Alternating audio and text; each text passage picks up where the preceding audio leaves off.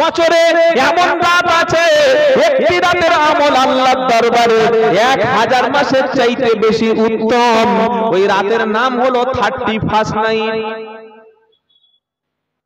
তাই তো, কাল 1 জানুয়ারি, আজকের ইবাদতের রাত। আস্তাগফিরুল্লাহিল আযীম, লা হাওলা ওয়ালা কুওয়াতা ইল্লা বিল্লাহ। মুসলমান কি মার খাচ্ছে এমনি এমনি? বলছে ও হুজুর, পৃথিবীতে 200 কোটি মুসলমান, 57টা মুসলিম দেশ আছে, 200 কোটি মুসলমান আছে, এটা থাকতে আমরা মার খাচ্ছি কেন? প্রশ্নটা কি বুঝতে পেরেছেন? পৃথিবীতে 700 কোটি মানুষ, তার মধ্যে 200 কোটি মুসলমান, আর প্রায় 260টার মতো রাষ্ট্র, তার মধ্যে 57টা মুসলিম রাষ্ট্র। এরপরে ওই ফিলিস্তিনে মাদ্রাসা, মসজিদ, সমস্ত ঘর বাড়ি, হসপিটাল মেরে সব ধূলিসাৎ করে দিল। লেবানন শেষ করে দিল, ইরাক শেষ করে দিল, আফগানিস্তান শেষ করে দিল, 10 লাখ রোহিঙ্গাকে মেরে পার করে দিল। আসামে মাদ্রাসাগুলো বন্ধ করে দেওয়া হচ্ছে, বিনা অপরাধে মুর্শিদাবাদ মালদা থেকে নিরীহ মুসলমানকে তুলে জঙ্গি বলে চালিয়ে দেওয়া হচ্ছে। এরপরে মুসলমানদের এই মার খাচ্ছে কেন? তুমি এখনো বুঝতে পারোনি? তোমার চোখে কি ওই কিছু পড়েছে, কাঠি নোংরা পড়েছে? বলে না না, চোখ পুরো ক্লিয়ার আছে, চশমা দেবো? বলে না, বলুন না কেন মার খাচ্ছে। আমি বললাম শোনো, যে মুসলমান লাইলাতুল কদরের রাতের ইবাদতের রাতে 1000 মাসের অপেক্ষা উত্তম একটা রাতের ইবাদত, সেই রাতের বেলা ঘুমিয়ে ঘুমিয়ে কাটায়, যে রাতে আল্লাহ মানুষকে গুনাহ ক্ষমা করে দেয়, রমজানের শেষ 10 রাত, এই রাতে ঘুমিয়ে ঘুমিয়ে কাটায়, এই রাতের খবর জানে না। কালকের 1 জানুয়ারি জানোয়াররা লাফাবে কালকের, আর এই মুসলমান জানোয়ারদের সাথে খ্রিস্টানদের মতো, ইহুদিদের মতো, কাফেরদের মতো, মুশরিকদের মতো 31st নাইট, 31শে ডিসেম্বর রাত 12টা বাজলে বিশাল আতশবাজি করবে, বিশাল ডিজে এনে এখন থেকে ফিস্টি শুরু করছে। আর এরা রাতের লাইলাতুল কদরের রাতের খবর জানে না, 31st নাইটের খবর জানে, সারা রাত থেকে বদনামি করে। এরপরে তুমি জিজ্ঞাসা করছো মুসলমান কেন ধ্বংস হচ্ছে? কি বলছি বুঝতে পারছেন না? যারা 1000 মাস অপেক্ষা একটা রাত ইবাদত উত্তম, সেই রাতটা জানে না, খবর নেয় না, রাত জাগতে পারে না। আর আজকের পাড়ার মধ্যে মুসলমান পাড়াগুলোতে গিয়ে দেখো কি পরিমাণে ডিজে এনে বাজাচ্ছে। এদের মা আছে না এদের বাপ আছে? এদের ইমাম আছে না এদের সমাজে কোনো লোক আছে? আমার তো মনে হয় এদের বাপ মা নেই। বাপ মা থাকলে তাদের মানা করে না। আমার নাম আব্দুল্লাহ জুবায়ের, আমি যদি মদ খাই, আমি যদি চুরি করি, আমি যদি ধর্ষণ করি, আমি যদি সিগারেট খাই, আমি যদি গাঁজা খাই, আমি যদি নারীকে নিয়ে হোটেলে যাই, আমি যদি পতিতাখানায় যাই, আমার বাপ মা শুনে যদি চুপ থাকে, তার মানে আমার বাপ মা এই অপরাধের, কি বলছি বুঝতে পারছেন? এই অপরাধের সমান অপরাধী, সমান ভিকটিম, সমান পাপী। আপনার ছেলে পাড়ার মুসলমানরা রাত্রেবেলা ঘুমাচ্ছে, পাশের পাড়ায় হিন্দু আছে তারাও ঘুমাচ্ছে, অসুস্থ মানুষ রাত্রেবেলা একটু ঘুমাচ্ছে, একজন আল্লাহওয়ালা ব্যক্তি রাত্রে তাহাজ্জুদ পড়ছে, একটা ছোট বাচ্চা ছেলে রাত্রেবেলা ঘুমাচ্ছে। তুমি 18-20টা বড় বড় বক্স এনে লাইটিং করে সারা রাত মুরগি জবাই করবে আর ঢকঢক করে রাম খাবে, বাংলা মাল খাবে, আর তুমি এরপরে মুসলমান দাবি করছো। তোমার বাপ মা থাকলে তুমি এই কাজ করো? তোমার বাপ মা নাই, তুমি বাপ মা ছাড়াই জন্ম নিয়েছো, এই জন্য হারামি কাজ করছো। হারামি না হলে হারাম কাজ করে না। কি বলছি কথা বুঝতে পারছেন না? এর জন্য আগিয়ে আসতে হবে সমাজের যুবকদের, আগিয়ে আসতে হবে ইমামদের, আগিয়ে আসতে হবে সমাজের যারা যারা রাজ্য, যারা দেশ, যারা সমাজ পরিচালনা করছে, তাদেরকে আগিয়ে আসতে হবে। কেউ যদি বলে না না ওরা ছোট ছেলে, ওদের জ্ঞান বুদ্ধি আছে, ওরা একটু আনন্দ করছে, কি করছে বলো? আনন্দ করছে। তো তোমার ছেলে কাল সকালবেলা যদি শূকর কিনে এনে বাড়িতে পোষে, তুমি মেনে নেবে? যে আমার ছোট ছেলেটা শুয়োরের বাচ্চা কিনে এনেছে, ওকে খাওয়াই, মানবেন তো? কত বলেন মানবেন? টিট না মারলে ওটা মারলে কি করে? পাড়া থেকে এই সমস্ত হারাম কাজ যাতে বন্ধ হয়, আপনারা রুখে দেবেন বলুন ইনশাআল্লাহ। এর জন্য চাই যুবকদের আগিয়ে আসতে হবে। অসামাজিক, শরিয়াত বিরোধী, ইসলাম বিরোধী, দেশ বিরোধী কোন রকম কাজ পাড়ায় চলতে দেবেন না। আপনি রাত্রেবেলা ড্যান্স করছেন, নিজের ঘরে গিয়ে লুঙ্গি খুলে ড্যান্স করুন, লুঙ্গি ড্যান্স করুন না, কি মানা করে যাবে? যান ঘরে গিয়ে ড্যান্স করুন। ঘরের মধ্যে লাইট জ্বেলে পুরো কাপড় খুলে ক্যামেরার সামনে লাইভ করে এই পাড়ার ছেলেদেরকে জুটিয়েছো কেন? আর দু চারটে মেয়ে জুটিয়েছো কেন? আর এত বড় বড় 2 পিয়ার 3 পিয়ার JBL বক্স এনে ডিজে যখন মারছে রে, পাড়ার হাটে রোগীগুলো বলছে আল্লাহ কোন হারামজাদারা এখন করছে রে, কোন হারামির বাচ্চারা করছে? বলে না এই বলে না। তোমার কাজ তোমাকে প্রমাণ করে দিল তুমি একটা হারামির আওলাদ, তুমি হালাল জাদা না। আজকে যে দুনিয়ার উপরে তুমি লাফাচ্ছ, গান করছো, বক্সে বাজনা করছো, কালকের কবরে যখন যাবে বুঝতে পারবে আসল ডিজের বাজনাটা কবরে শুরু করবে। তুমি আজকের মাটি কাঁপাচ্ছ, ওই কবর তোমার সেদিন কাঁপিয়ে দেবে, বুঝবে ঠেলা কারে বলে। সেজন্য 31 নাইট, 1 জানুয়ারি, 25 ডিসেম্বর যারা পালন করে তারা খ্রিস্টানের বাচ্চা, তারা কোনোদিন মুসলমানের আওলাদ হতে পারে না। মুসলমানের আওলাদ, মুসলমানদের সন্তানদের জন্য 31 নাইট পালন করা, 1 জানুয়ারি পালন করা, 25 ডিসেম্বরই পালন করা, এগুলো একদম জাহান্নামের কাজ, হারাম কাজ, বিদআত কাজ, মুশরিকিনদের কাজ। মুসলমান এখন আবার বলে জন্মদিন পালন করছে। জন্মদিন কি পালন করছে? ছেলে মেয়ে জন্মদিন করে, আছে না নাই? জন্মদিনে কেক কাটে, হ্যাপি বার্থডে টু ইউ। শয়তান বলছে, কত বড় শয়তান দেখেছে, আমার চাইতে বড় শয়তান, আমিও কোনোদিন জন্মদিবস পালন করিনি। শয়তান দেখছে আর বলছে আমারও কোনোদিন জন্মদিবস পালন করিনি, তুই তো আমার চাইতে 1 ইঞ্চি বেশি। কি গো, কোন জন্মদিবস মৃত্যু দিবসের সঙ্গে মুসলমানদের সম্পর্ক নাই। যেটা শোনাতে শোনাতে এখানে চলে আসলাম, বাবাজিরা, আল্লাহ ভাইরা, কবরকে দিয়ে বেশি করে ভয় করব, বলুন ইনশাআল্লাহ। মানুষের টাকা পয়সা, সম্পদ, মোহ, এগুলো কবরে যাওয়ার আগে তার চেতনা ফিরবে না। আল্লাহুকুমুত তাকাসুর হাত্তা যুরতুমুল মাকাবির কাল্লা সাওফা তা'লামুন সুম্মা কাল্লা সাওফা তা'লামুন কাল্লা লাউ তা'লামুনা ইলমাল ইয়াকিন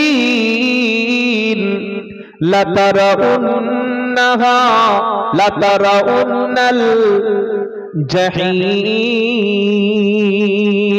মানুষের লোভ, লালসা, অর্থ, সম্পদ, মানুষের লোভ মূলত দুটি, একটা হলো নারীর লোভ আর একটা হলো টাকার লোভ।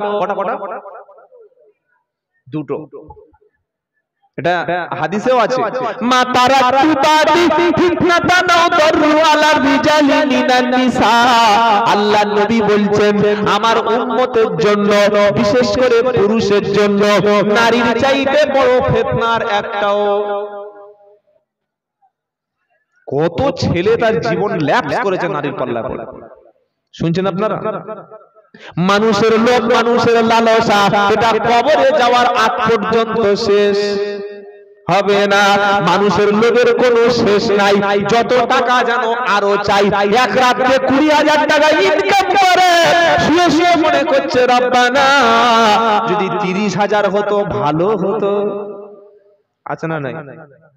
কি গো, মাসের শেষে 50,000 টাকা সরকারি মাইনে পায়, আবার রাস্তায় হাত পেতে পুলিশ অফিসার ঘুষের টাকা খায়। এর মধ্যে কি আছে? এটা মানুষ না। যারা গরিব মানুষের গাড়ি থামিয়ে হাজার হাজার টাকা, 50-60,000 টাকা ইনকাম করে, সরকার থেকে বেতন পায়, চাকরির পরে পেনশন পাবে, আবার বছরে বছরে ছুটি পাবে, সরকার থেকে মেডিকেল পাবে, সবকিছু পাওয়ার পরে সরকারি অফিসার হয়ে যারা মানুষের কাছে হাত পেতে টাকা নেয়, এরা হলো 1 নম্বর হারামখোর।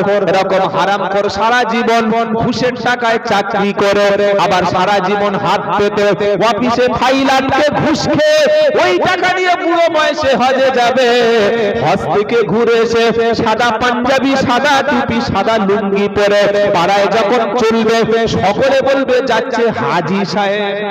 কি যাচ্ছে? আলহামদুলিল্লাহ, কি যাচ্ছে? আর আল্লাহর ফেরেশতা বলছে যাচ্ছে এটা পাজি সাহেব। তোমরা হাজি মানে চলছে না, ওর ইনকামটা জানো? কি গো, এ টাকায় কোনো সুখ হবে না। তাই কোরআন বলছে আলহাকুমুত তাকাসুর হাত্তা যুরতুমুল মাকাবির। মানুষের লোভ, প্রাচুর্যের লোভ, আশা, সম্পদ, এটা কবর পর্যন্ত শেষ হবে না। কবরে যতদিন না যাবে ও একটা ঘরে মন পোষায় না, একটা মোবাইলে তার আশা মেটে না, একটা নারীতে আশা মেটে না, একটা ব্যবসায় আশা মেটে না, একটা সুন্দর ঘরে আশা মেটে না, খালি আরো খাবো, আরো চাই, আরো চাই। খেতে পারে না, খেতে পারে না, তাও খাবে। আছে না নাই? কি গো, আছে না নাই? আর যারা ইমানদার গরিব মানুষ, অল্প খায়, অল্প পরে, অল্প ইনকাম, ওতেই আল্লাহ জীবনটা পার করে দেয়। বলুন সুবহানাল্লাহ। যার যত লোভ, যার যত হয় তার তত হয়, খালি নাফরমানি, নাশুকরি। আল্লাহ বলছে তোমার লোভটা সেদিন শেষ হবে যেদিন তোমার কবরে ভরে দেবে। চোখটা খুলে দেখবে শুধু অন্ধকার, লাইট নাই, আলো নাই, পানি নাই, ফ্যান নাই, এসি নাই, বন্ধু নাই, বান্ধব নাই। যে কোনো কারণ বলে খালি ফোন করে লোকের খবর নিতে, তোমার কিন্তু আর খবর কেউ নেবে না। সেই জায়গাটার নাম কি? খবর। সেই জায়গায় যাওয়ার জন্য তুমি কি প্রস্তুতি নিয়েছো চিন্তা করো। বাবাজিরা, আল্লাহ ভাইরা, আমরা দুনিয়াতে মুসাফির। মুসাফির বোঝেন?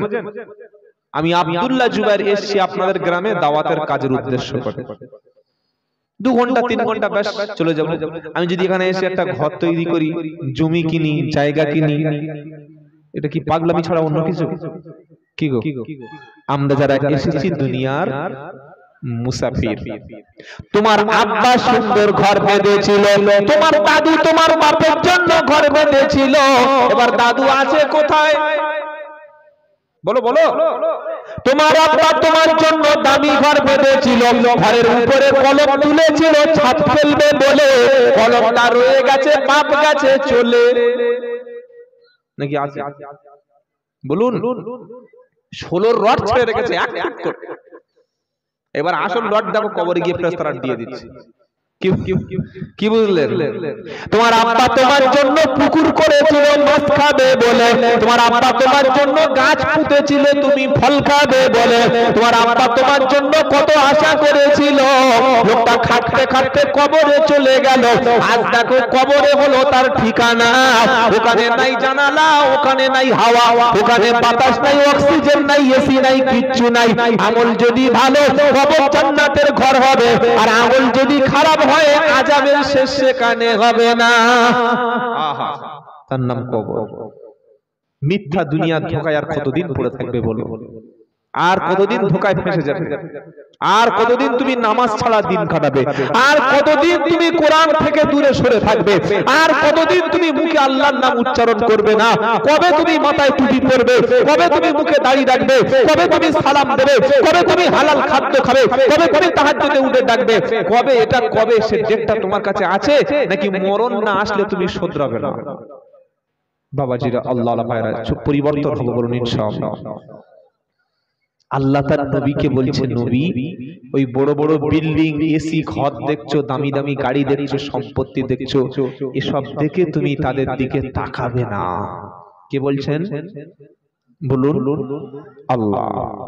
ওয়ালা তামুদ্দান্না আইনাইকা ইলা মা মাত্তা'না বিহি আযওয়াজাম মিনহুম যাহরাতাল হায়াতিদ দুনিয়া লিনাফতিনাহুম ফীহি ওয়া রিজকু রাব্বিকা খায়রু ওয়া আবকা ওয়া আমুর আহলাকা বিস-সালাতি ওয়াসতাবির আলাইহা লা নাসআলুকা রিজকান রিজকা নাহনু নারযুকুকা ওয়াল আকিবাতু লিত্তাকওয়া।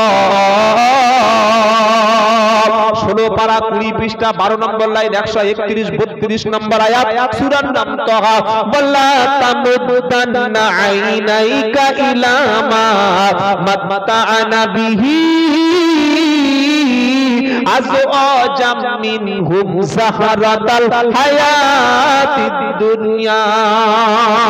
হে আমার বিশ্ব নবী, প্যারা নবী, তুমি মানুষের জীবন দেখবে চাকচিক্যময় জীবন, ঘর আছে, বাড়ি আছে, স্ট্যাটাস আছে, সহায় সম্পত্তি সবকিছু আছে।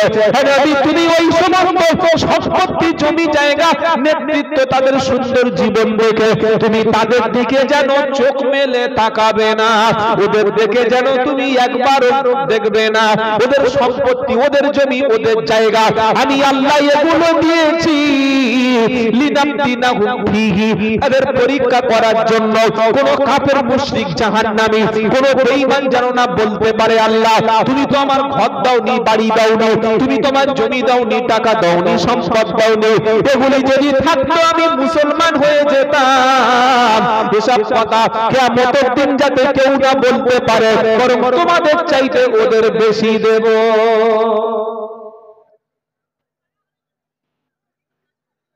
বিশাল বিল্ডিং, বিশাল গাড়ি, বিশাল বাড়ি, এটা ভেবে দেখে কখনো ভাববেন না মনে হচ্ছে আল্লাহ খুব খুশি করে দিয়েছে। কি বুঝলেন? আল্লাহ দিয়েছে লিনাফতিনাহুম ফীহি, এই দুনিয়াতে পরীক্ষা করার জন্য, যে তুমি সুন্দর বিবি পেয়ে ওই বিবির কাছ থেকে উঠে ফজরে তুমি গেছো কিনা, তুমি বিশাল জমির মালিক হওয়ার পরে ওই জমির ফসল, জমি থেকে যে রুজি আসছে ওটা গরিবকে দান করছো কিনা, তোমার সুন্দর ঘর দেব, আযান যখন হবে হাইয়া আলাস সালাম, হাইয়া আলাস সালাম,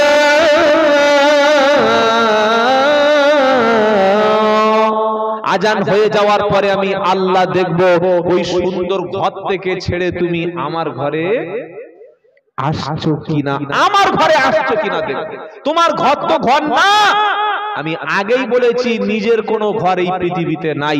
আর দুনিয়াতে তাদের ঘর আছে যাদের জান্নাতে ঘর নাই, জান্নাতটা তাদের ঘর, দুনিয়াতে যাদের কোনো ঘর নাই। তাদের তো ঘরের দরকার যাদের জান্নাতে কোনো ঘরই নাই। আমাদের আসল বাড়ি কোথায়? আসল বাড়ি কোথায়? শেষ ঠিকানা কবর। শেষ ঠিকানা আজকে মরলে কালকের 2 দিন, পরের দিন কেউ কাঁদবে না। আজকে মরলে কালকের 2 দিন, পরের দিন কেউ কাঁদবে না। যাদের জন্য করলে কামাই তারা তোমার চিনবে না। আজকে মরলে কালকের 2 দিন, পরের দিন কেউ কাঁদবে না। যাদের জন্য করলে কামাই তারা তোমার চিনবে না। চিনবে? ফিরে তাকাবে না। থাকতে সময় করো আমল, থাকতে সময় করো আমল, ঈমান করো খাঁটি। তোমার আমার শেষ ঠিকানা 3.5 হাত মাটি। থাকতে সময় করো আমল, থাকতে সময় করো আমল, ঈমান করো খাঁটি। তোমার আমার শেষ ঠিকানা 3.5 হাত মাটি। থাকতে সময় করো আমল, ঈমান করো খাঁটি। তোমার আমার শেষ ঠিকানা 3.5 হাত মাটি। আজকে মরলে কালকের 2 দিন, পরের দিন কেউ কাঁদবে না। আজকে মরলে কালকের 2 দিন, পরের দিন কেউ কাঁদবে না। যাদের জন্য করলে কামাই তারা তোমার চিনবে না। আল্লাহর দিকে ফিরে আসবে ইনশাআল্লাহ বলে। তো আল্লাহ তার নবীকে শোনাচ্ছে কাফের বেঈমান মুশরিক ওদেরকে ভরে দিয়েছি সম্পদ, কেন? লিনাফতিনাহুম ফীহি, পরীক্ষা করার জন্য। দেখি ওরা আমাকে চেনে কিনা। ওরা তো কিয়ামতের দিন বলতে পারবে না যে আল্লাহ আমাকে কিছু দাওনি তাই ঈমান আনিনি। কি বলতে পারবে? আল্লাহ আমার টাকা থাকলে আমি নামাজ পড়তাম, আল্লাহ আমার জমি থাকলে আমি দান করতাম, বলতে পারবে? নবী ওদের দিকে দেখো না, বরং আমি কি দিয়েছি সেটাই দেখো। আমি আল্লাহ কি দিয়েছি? ওয়া রিজকু রাব্বিকা, এই আয়াতের শেষ অংশ, ওয়া রিজকু রাব্বিকা খায়রু ওয়া আবকা। জোরে হবে না সুবহানাল্লাহ? ওয়া রিজকু রাব্বিকা খায়রু ওয়া আবকা, তোমার আল্লাহর পক্ষ থেকে যে রুজিটা তোমাকে দেয়া হয়েছে ওটাই হলো তোমার জন্য উত্তম এবং ওটাই হলো চিরস্থায়ী। সুবহানাল্লাহ সুবহানাল্লাহ। ওদের দিকে দেখে লাভ নাই, আমি আল্লাহ যেটা দিয়েছি ওটাই নাও। আল্লাহ বলছে তোমাকে যে রুজি দিয়েছি আল্লাহর পক্ষ থেকে এটাই চিরস্থায়ী, এটাই সারা জীবন থাকবে, আর এটাই হচ্ছে তোমার জন্য উত্তম। এটা বলে আল্লাহ তার নবীকে বলছে কি? ওয়া আমরু আহলাকা বিসসালাতি ওয়াসতাবির আলাইহা লা নাসআলুকা রিজকা নাহনু নারযুকুকা ওয়াল আকিবাতু লিত্তাকওয়া। ওয়া আমুর, আদেশ দাও, আহলাকা, তোমার পরিবারদের, তোমার ছেলেদের, মেয়েদের, স্ত্রী পুত্র, তোমার ফ্যামিলিদের। আদেশকার, জোরে বলুন, হুকুমকার আল্লাহর। কি হুকুম? ওয়া আমুরু আহলাকা, হে নবী তোমার পরিবারকে নির্দেশ দাও কিসের? ওয়া আমুরু আহলাকা বিসসালাতি, নামাজের নির্দেশ দাও। জোরে বলুন সুবহানাল্লাহ সুবহানাল্লাহ। ওয়া আমুরু আহলাকা বিসসালাতি ওয়াসতাবির আলাইহা, নামাজের নির্দেশ দাও আর নিজে তুমি এর উপরে জমে যাও, নিজে তুমি এর উপরে ইস্তিকামাত থেকে যাও। আমি আল্লাহ শুনিয়েছি, নাসআলুকা রিজকা লা নারযুকুকা নাহনু নারযুকুকা, আমি আল্লাহ তোমার কাছে কোনো রুজি চাই না, বরং রুজি আমি আল্লাহ দিয়ে থাকি। আল্লাহ তার রাসূলকে বলছে নামাজের নির্দেশ দাও আর তুমি ধৈর্য ধারণ করো। আপনার পরিবারকে নামাজের নির্দেশ আপনি দেবেন। ছেলের বয়স 7, মেয়ের বয়স 7, 7 নয় 7 ওই সময় থেকে মসজিদে নিয়ে চলো। এই আয়াতটা শুনে একটা লোক বলল, তাহলে আমার ছেলেকে মসজিদে নিয়ে যাই, 7 বছর বয়স, নিয়ে গেছে। এইবার প্রত্যেকটা মসজিদে কিছু বিষাক্ত লোক থাকে। কি লোক বললাম? বিষাক্ত লোক। 7 বছরের ছেলে দেখে মাথা গরম হয়ে গেছে। এই কার ছেলে তুই? বলছে আমি সেই শামসুদ্দিনের ছেলে। এ আসতে বলেছে মসজিদে। বাচ্চারা মসজিদে আসবে কেন? এরা চেল্লামিল্লি করে, এরা জুতো নিয়ে এখান থেকে ওখানে ফেলে দেয়, এরা লাফায়। বাচ্চাদের সমস্ত গুনাহ মাফ, তাদের কোনো এখনো গুনাহ চালু হয় নাই। বলুন সুবহানাল্লাহ। আজকের দিনের বাচ্চারা যদি ছোট ছোট মসজিদে না আসে, তো এই বাচ্চা তো মসজিদে না আসলে তো ফ্রি ফায়ার খেলবে, ও তো পাবজি খেলবে। আগের থেকে এখন মদখোর কমেছে, গাঁজাখোর বেড়েছে। কি বলছেন আপনারা? হ্যাঁ, এখন মদারা তো লোক খায় না, এখন গোপটে নাই, মাল বসে বসে বাগানে সুরসুর করে টানছে। কি ভিটামিন খাচ্ছে, ওটার নাম কি? গাঁজাখোর। আর ওদের ঠোঁটগুলো দেখবেন কুকুরের পাছার মতো কালো, আর দাঁতে খৈনি, গুটকা, জর্দা, শেখর, তেরেঙ্গা, শান্তি আর গুটকা খেয়ে খেয়ে দাঁতের ফাঁকে যা মাল আছে বার করলে 5 হাঁড়ি বিরিয়ানি রান্না হয়ে যাবে। কি বুঝলেন? এই গাঁজাখোর ছেলেদের এখন এত আমদানি, আর এদের হাতে যদি একটা বাইক পড়ে আর পিছনে যদি একটা কোনো মেয়ে তুলতে পারে, সর্বনাশ। কার বাপে আর ধরে? ও পুলিশের ওসি আসলে ও ঠেকাতে পারে। কি ভুল বলছি না ঠিক বলছি? তো আপনার ছেলে যদি মসজিদে না যায়, আপনার 7 বছরের ছেলে যদি বাচ্চাদের মসজিদ থেকে তাড়িয়ে দেন, এটা মসজিদ থেকে বাচ্চা অনেকে তাড়ায় না, তাড়ায় না, দেখতেই পারে না বাচ্চা। জুমায় জুমায় 8 দিন 40 বছর নামাজ পড়ছে, এখনো তাকবীর দিতে জানে না, এখনো ইকামত দিতে জানে না। মুয়াজ্জিন সাহেব শরীর খারাপ, বাড়িতে আছে, হার্টের রোগী, ফজরের সময় বলেছে করিম চাচা তাকবীর, তাকবীর বুঝতে পারছেন তো, একামত দাও। তখন করিম চাচা 40 বছর নামাজ পড়ছে, ক বছর তাকবীর দিচ্ছে, আল্লাহু আকবার আল্লাহু আকবার আল্লাহু আকবার আল্লাহু আকবার, আশহাদু আল্লা ইলাহা ইল্লাল্লাহ আশহাদু আল্লা ইলাহা ইল্লাল্লাহ আশহাদু আন্না মুহাম্মাদার রাসূলুল্লাহ আশহাদু আন্না মুহাম্মাদার রাসূলুল্লাহ আশহাদু আন্না মুহাম্মাদার রাসূলুল্লাহ, আলাস সালাহ আলাস সালাহ হালাল ফালাহ হালাল ফালাহ, কাদো কাদো মাতাস সালাহ কাদো কাদো মাতাস সালাহ কাদো কাদো মাতাস সালাহ। কাদো কাদো মাতাস সালাহটা কি রে? কাদো কাদো কি? একটা ছেলে এসে জামাতে 40 দিন গিয়েছিল, বুঝলেন? ও এসে বলছে ও চাচা, বললে কি? বলে মুরব্বি মুরব্বি, তুমি যে তাকবীর দিয়েছো এই তাকবীরটা হয়নি। 40 দিন জামাত থেকে ঘুরে কেউ জানা? 40 বছর নামাজ পড়ছি, কপালে কত বড় দাগ দেখো, হাঁটুতে এত বড় মালা, জুমায় জুমায় 4 দিন নামাজ পড়ছো, কেউ কি জানা? আরে বাবা, বয়সের সঙ্গে কি যায় আসে? আমার ছেলের বয়সের একজন বাচ্চা আমাকে শিক্ষা দিতে পারে না, পারে না।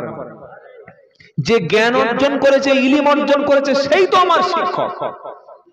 40 বছর নামাজ পড়ছে, তাকবীর দিচ্ছে, কাদো কাদো মাতাস সালাহ কাদো কাদো মাতাস সালাহ। খেপা কাদো কাদো হবে না, কদ কামাতিস সালাহ কোনটা? আর আজান যা মসজিদে হয় সর্বনাশ, ভোরের বেলা যা শুরু করে আল্লাহু আকবার আল্লাহু আকবার, এটা হয়? এই হয়, অনেক মসজিদে হয় না?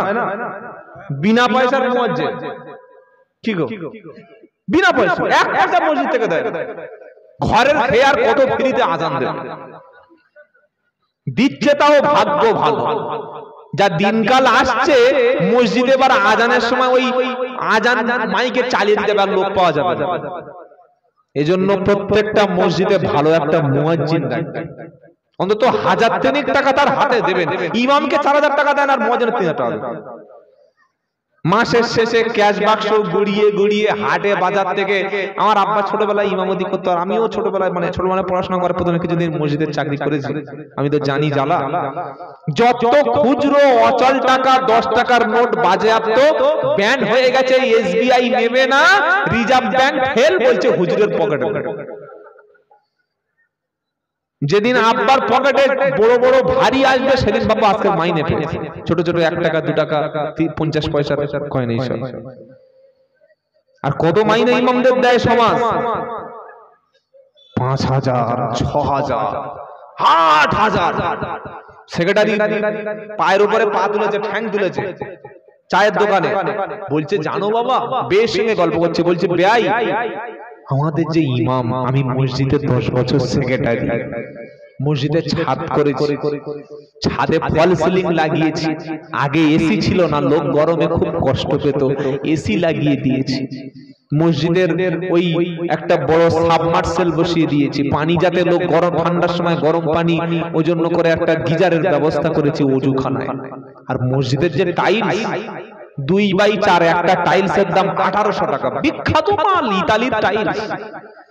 তো বেই তখন বলছে সব করেছো দামি, আগে সিলিং ফ্যান খুলে দিয়ে এসি লাগিয়েছো, আগে মাদুর বিছিয়েছিল, ইট বিছানো ছিল, হাঁটু কেলিয়ে যেত, তুমি তার জন্য টাইলস পেতে দিয়েছো, কাঠের জানালায় মসজিদ থেকে জিন ভূত ঢুকতো, তার জন্য তুমি স্লাইডিং ব্যবস্থা করেছো, সুন্দর মিনার করে দিয়েছো 18 লাখ টাকা দিয়ে।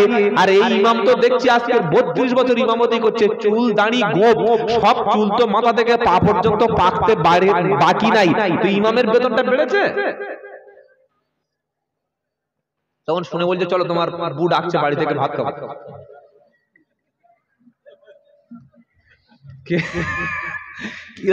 কিরকম চিটিং মাছ একবার দেখো। 32 বছরের ইমাম 32 বছরে 500 করে টাকা বাড়ালে 16,000 টাকা হতো। সালাম দিলাম, কত মাইনে চাচা, মুখ ছোট হয়ে গিয়ে বলছে 6,000।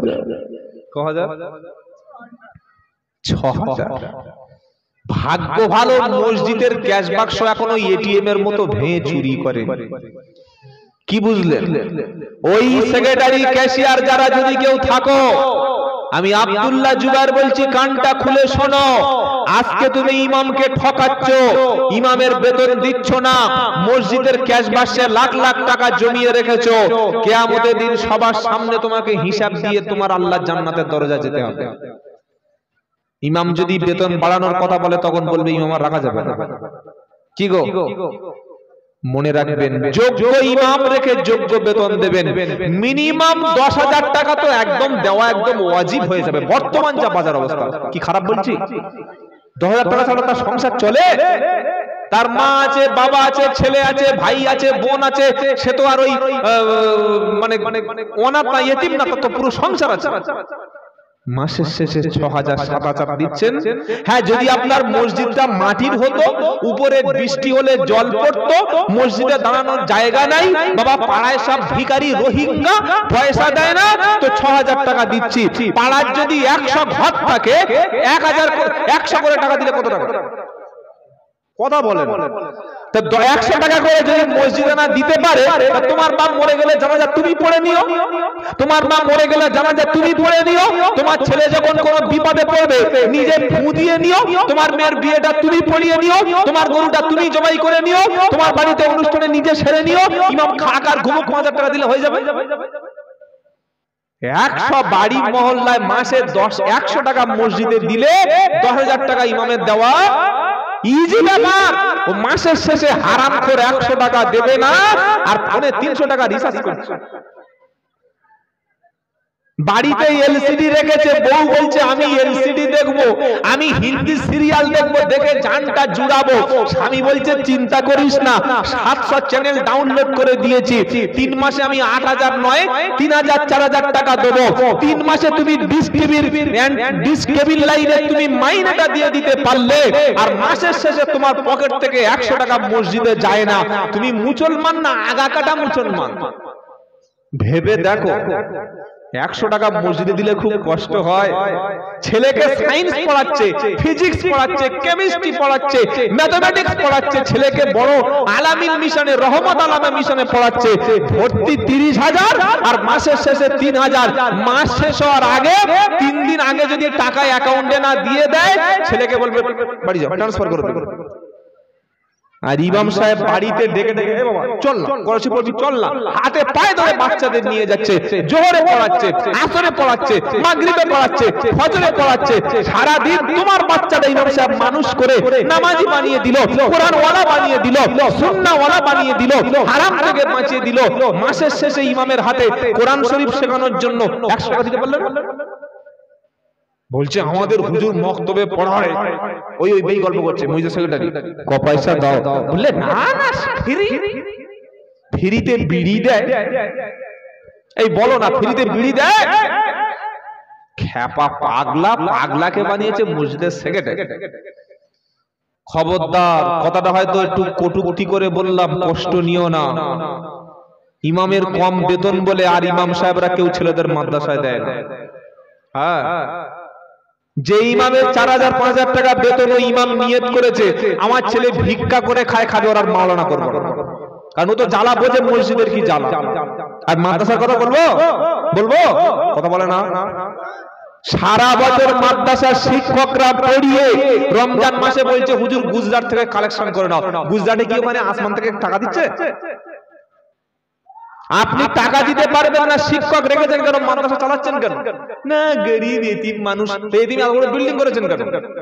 আপনার ছাত্র 50 জন রাখুন, মাদ্রাসায় সবির বাড়ান, কালেকশনের বাড়ান, যেখানে সেখানে একটা করে মাদ্রাসা খুলে বসে আছে কেন? একটা মাদ্রাসা থাকলে পাড়ার সবাই মিলে ওই মাদ্রাসাটা দাওর হাদিস করা যায় না? যায় না? মিশকাত পর্যন্ত চলে তাও চলো, কাফিয়া পর্যন্ত চলে তাও চলো। ছেলে নাই, কিচ্ছু নাই, 10টা ছেলে এই এলাকায় একটা, ও এলাকায় একটা, গ্রামে মক্তব পড়া, কিন্তু মাদ্রাসা একটা গ্রামে একটা, থানা একটা। কি আমার কথা বুঝতে অসুবিধা হচ্ছে? মনে করছে মাদ্রাসা বন্ধ করে বলছে নাকি? মক্তব প্রত্যেক মসজিদে চালু করুন।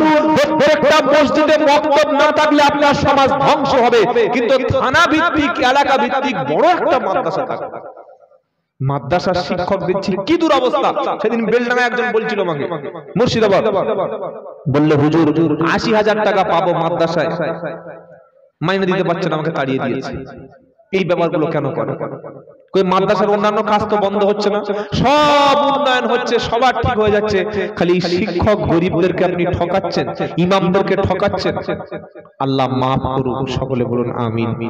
সত্যটা মেনে নেওয়ার চেষ্টা করুন, শান্তি আসবে ইনশাআল্লাহ। বলুন, যে ইমাম আপনার ছেলেকে মানুষ করে দিল, যে মাদ্রাসার শিক্ষক আপনার ছেলেকে হাফেজ আলেম বানিয়ে দিল, তাকে উপযুক্ত বেতন দেবেন, বলুন ইনশাআল্লাহ। ঠকাবেন না, ঠকাবেন না। আল্লাহ সত্য মেনে না তৌফিক দিক, বলুন আমিন। বাবাজিরা, আল্লাহ ভাইরা, তাহলে শোনাচ্ছিলাম কিয়ামতের দিন জাহান্নামীদের জিজ্ঞাসা হবে, তোমাদের কাছে সত্য বাণী এসেছিল কিনা। ইদা উলকু ফিহা সামিউ লাহা শাহীকাও ওয়া হিয়া তাফুর তাকাদু তামাইয়াজু মিনাল গায়জ। যখন একদল জাহান্নামীকে জাহান্নামের মধ্যে ছুঁড়ে ছুঁড়ে ফেলে দেওয়া হবে, তারা তখন জাহান্নামের প্রচন্ড আওয়াজ শুনতে পাবে, জাহান্নাম যেন ফেটে পড়ছে।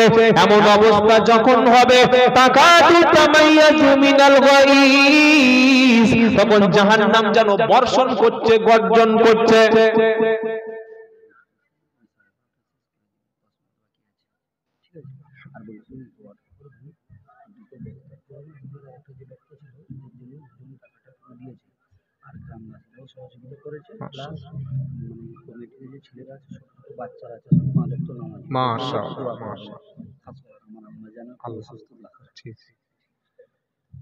কুল্লামা উলকিয়া ফিহা ফাওজুন সাআলাহুম খাযানাতুহা আলাম ইয়াতিকুম নাযীর।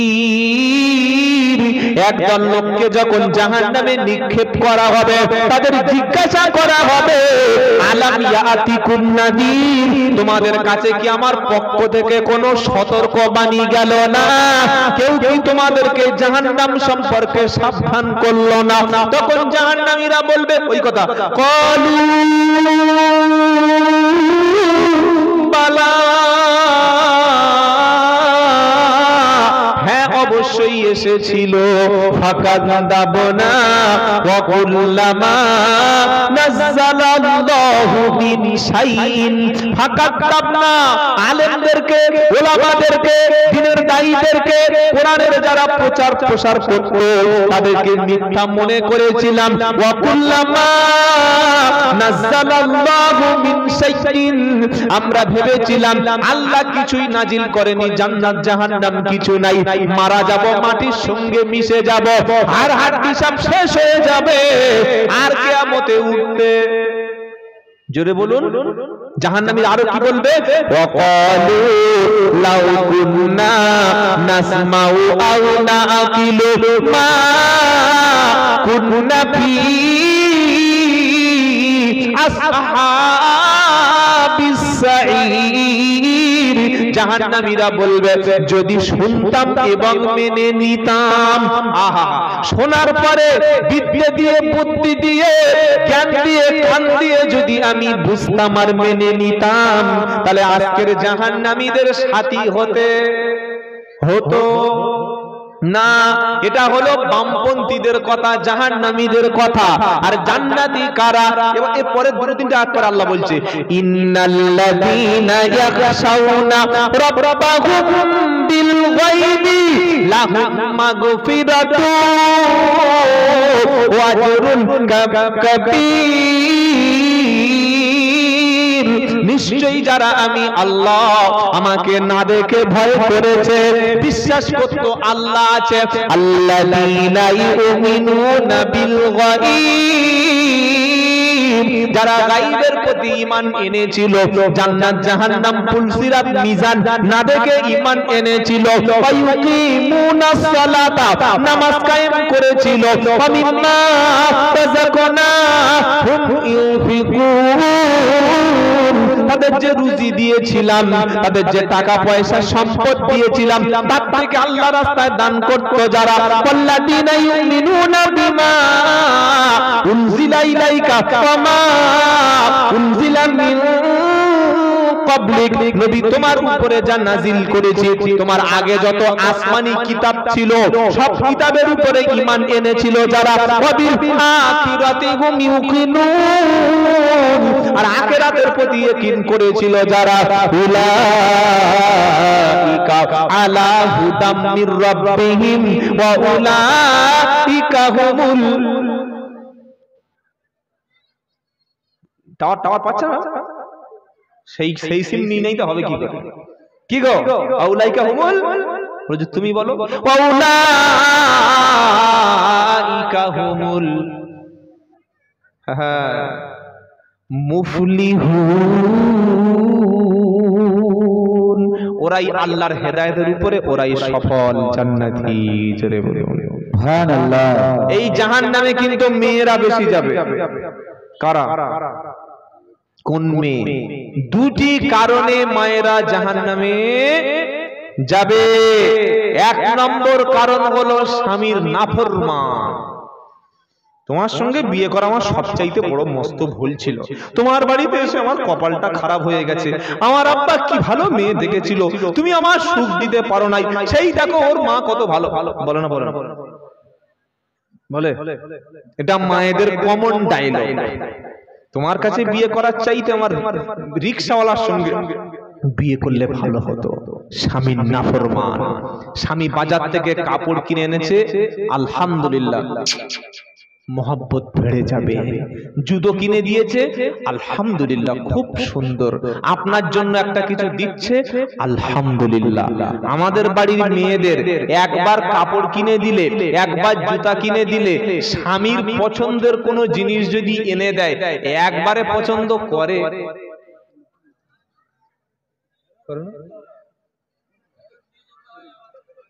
ছবার ছোটাবে, ছবার। এইটা কাপড়,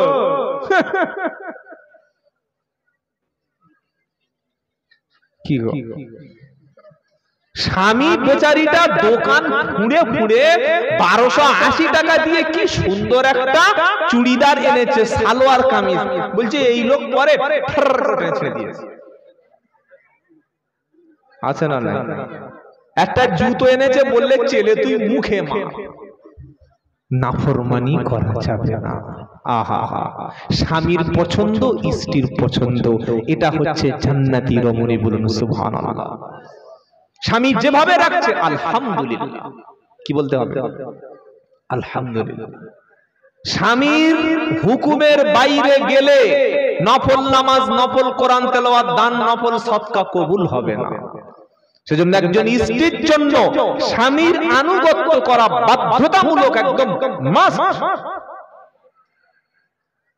স্বামী বলছে এই দেখো ওই মোল্লাপাড়ায় হারুনের আব্বা মারা গেছে, যেও না।